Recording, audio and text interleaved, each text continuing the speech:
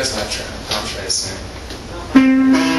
Actually, my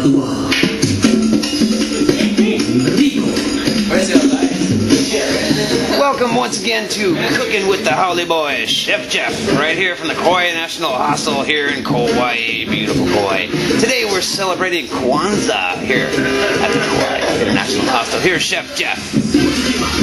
Aloha everyone, welcome to the show, Cooking with the Haole Boy. I am Chef Jeff.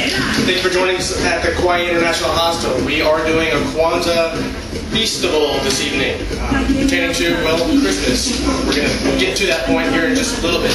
But first of all, I'd like to thank our home audience as well as our audience right here. And I'd also like to introduce our guest right here, our immediate guest. Hi, I'm Brad from Australia. I'm Rochelle from Alaska. I'm Beth from Anchorage, Alaska. I'm Cookin from Baltimore, Maryland. Far out, far out. So that's a lot of great people. Welcome to our cooking show this evening. Like I said, we are doing a Kwanzza Feastable is what I'd like to call it. Festival, if you'd like. To get to the roots of Kwanzza, Kwanzza was actually developed in 1966. This is an African-American holiday. It focuses on 7 principles. Those principles are unity, determination, responsibility, collective finances, purpose, creativity, and faith. And their main purpose for the celebration is the past, present, and future. Kind of like, well, Christmas. When I think of Christmas, I think of, well, when I was younger, of all the great holidays that we had with my family, and now we're discovering new traditions with our new guests. New. So, I'd like to get to several of the items that I'm going to prepare tonight. First of all, I did create this one dish that will go out here after the show.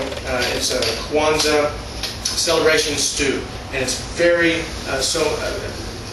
very traditional Kwanzza, and it's a fabulous thing. It doesn't include chicken, but except I put the chicken on the side so it can be vegetarian. So we have vegetarians, which we typically do. We get right to the point. I'm going to kind of do this in reverse. I did make some fried bananas. That's going to be one of the dishes I'm going to prepare this evening, and the other one is going to be a curry dip with vegetables. I'm going to do it in reverse. I'm going to let you try the bananas first, and then we'll get to the vegetables. So, kind of in reverse. You know, it's like Mom said, you got to eat your meat and potatoes before you can have dessert. We're going to skip to that. So, first of all, I thought everybody might like that. First of all, you do need a banana or a plantain, and you need some flour. This is a very simple recipe. 1 banana, flour, and then I also added a little bit of ground cinnamon to it, just to give it a little extra flavor. And then you also need some vegetable oil, which I have heating over here, 375. It's hot oil. And these won't take much time at all to cook anyways. So get that out of the way.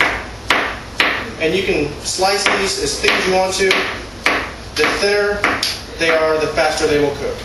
And like I said, this is a very simple dish. Put them in the flour right there. And just mix it around. And there's different ways you can do these or treat these bananas. You can make it like a fritter batter. Fritter batter. I love saying that.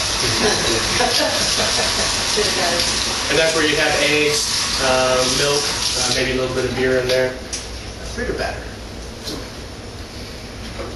And then I want to plop these in the fryer. They won't take any time at all to fry.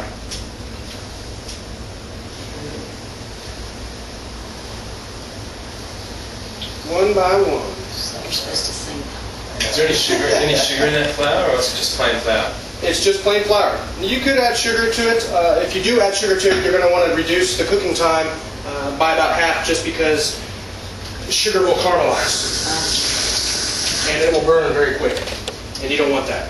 Not for these little fellas. So.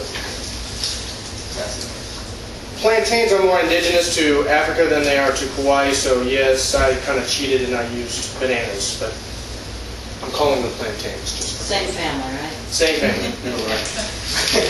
Bananas typically are softer, sweeter. You can eat them raw. Plantains, you have to treat, you have to cook them basically, normally. And like I said, this didn't take any time at all, which is why they're so fun. And festive.